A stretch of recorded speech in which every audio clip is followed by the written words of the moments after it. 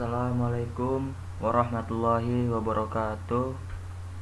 Perkenalkan, nama saya Diki Wahyudi dengan NIM 2019 30 20 061 kelas B Teknik Mesin. Di sini saya akan menjelaskan dan mempresentasikan tugas hasil rangkuman saya, yaitu mesin kereta dan mesin kapal. Di sini sebelum kita masuki mesin kereta, sini saya akan menjelaskan mesin kereta api adalah satu-satunya kendaraan yang gerak memiliki setir seperti mobil, truk, bus, sepeda motor, pesawat terbang, dan kapal laut. Namun sistemnya ini kereta api bisa berjalan melalui jalur rel.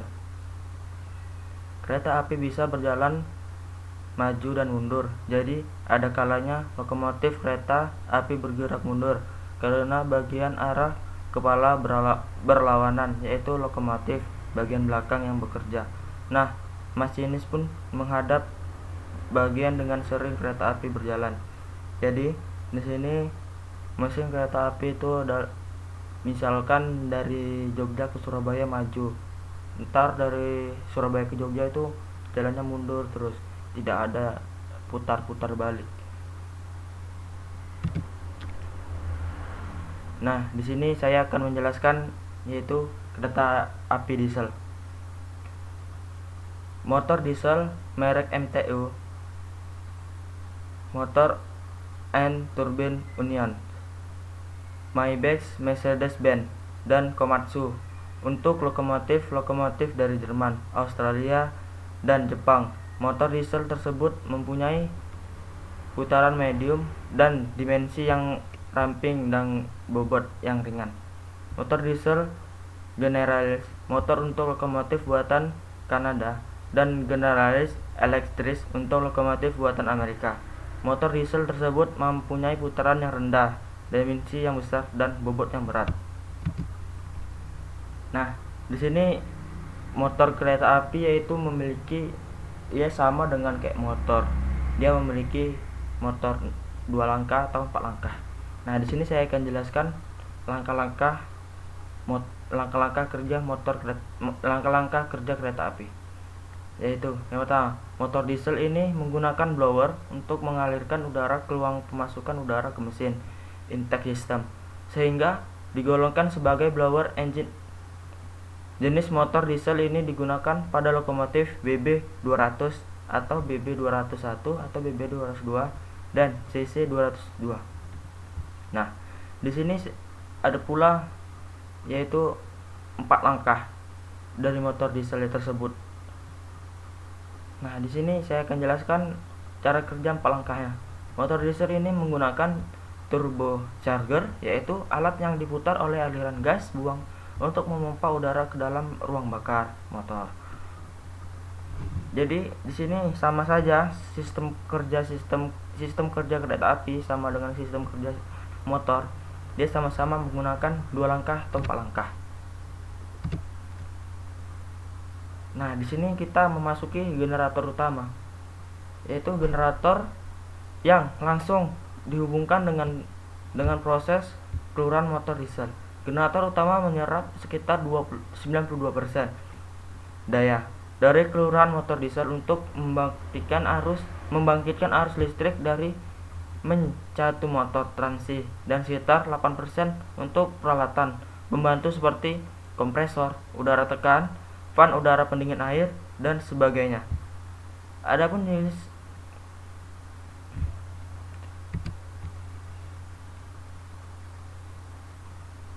Nah, di sini kita memasuki generator arus arah. Generator ini digunakan pada bagian besar lokomotif diesel elektrik di Indonesia. Contohnya penggunaannya adalah tipe GT 581 yang digunakan pada lokomotif CC 203. Generator ini mempunyai 10 pole, direct core, commuting pole, shunt, wound, dan proses horizontal. Nah, di sini kita memasuki generator atau generator arus bolak-balik. Di sini generator ini digunakan pada lokomotif BB204 yang dioperasikan pada jalan rel. Berbagi penggunaan generator ini untuk menghemat dimensi dan peralatan keterbatasan ruangan. Generator ini mempunyai efisiensi mesin yang baik dan kompak untuk daya yang sama.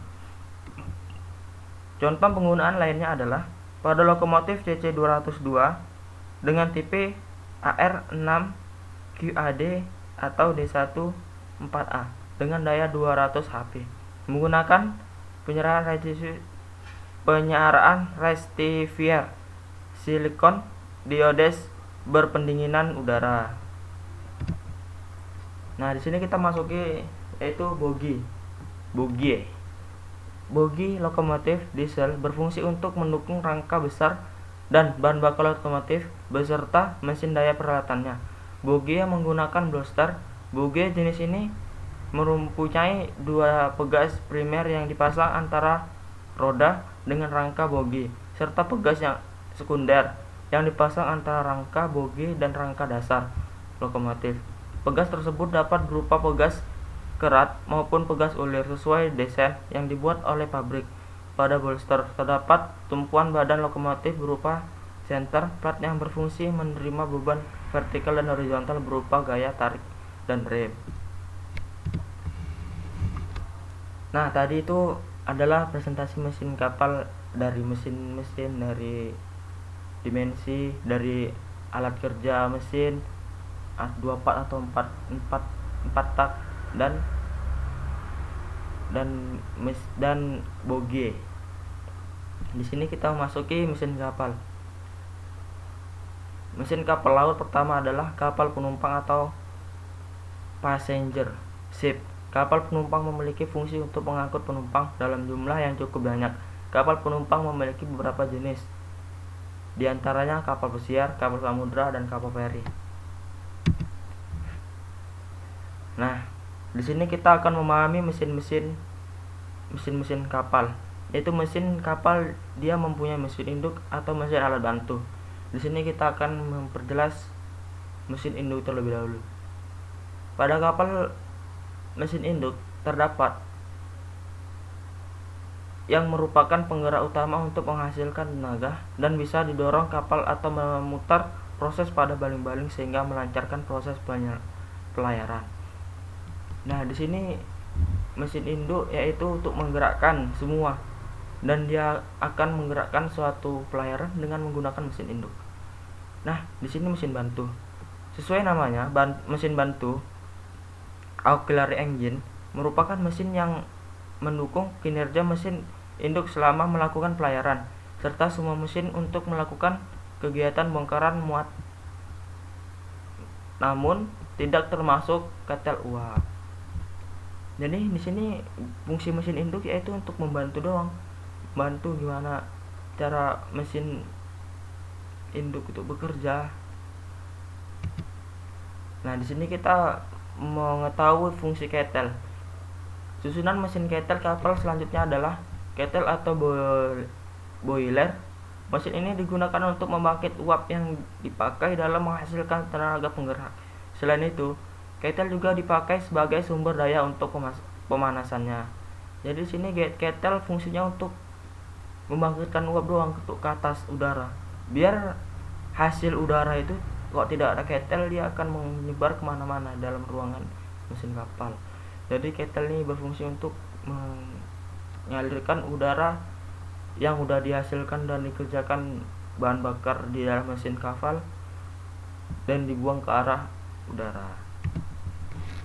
Nah, di sini kita memasuki perawatan dan memperbaiki mesin kapal. Jika kita tidak akan merawat dan memperbaiki mesin kapal, lama-lama mesin kapal akan korosi. Lama-lama mesin kapal akan tidak stabil dan tidak bagus. Ntar kalau misalnya mesin kapal tidak stabil, tidak bagus, pas kita lagi belayar, mesin akan mati di tengah perjalanan. Nah, di sini saya akan menjelaskan perawatannya. Perawatan dan perbaikan sangatlah penting untuk menjaga kapal tetap aman dan layak pakai. Tujuannya untuk memperoleh pengoperasian kapal yang teratur serta meningkatkan penjagaan awak kapal, muatannya, dan peralatannya. Nah, di sini kita memasuki jenis bahan bakar kapal laut. jenis mare atau fuel atau MVO. Nah, ini merupakan bahan bakar yang digunakan pada memperolehkan dapur industri berskala besar. Selain itu, MVO juga menjadi penggerak bagi mesin utama kapal dengan putaran rendah. Pada dasarnya, MVO merupakan pembakaran dengan reaksi cepat antara satu senyawa tertentu dengan oksigen. Bahan bakar ini juga adalah hasil dari berbagai reaksi yang rumit.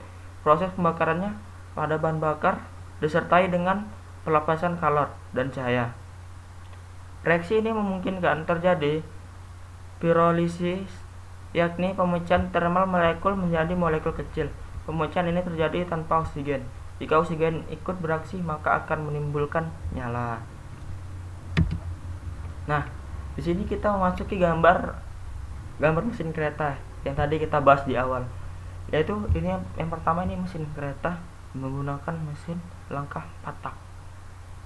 Nah, di sini kita lihat grade, yaitu roda mesin kereta atau yang untuk menggerakkan kereta api untuk bisa berjalan. Nah, di sini mesin kapal. Nah, ini mesin kapal, di sini ditunjukkan mesin kapal pesiar ini. Ini mesinnya. Ini tabung uap yang untuk untuk ke udara. Terima kasih. Mungkin ini saja yang bisa saya presentasikan pada pertemuan ini. Mungkin lebih dan kurangnya saya mohon minta maaf. Wabillahi taufiq wal hidayah. Wassalamualaikum warahmatullahi wabarakatuh.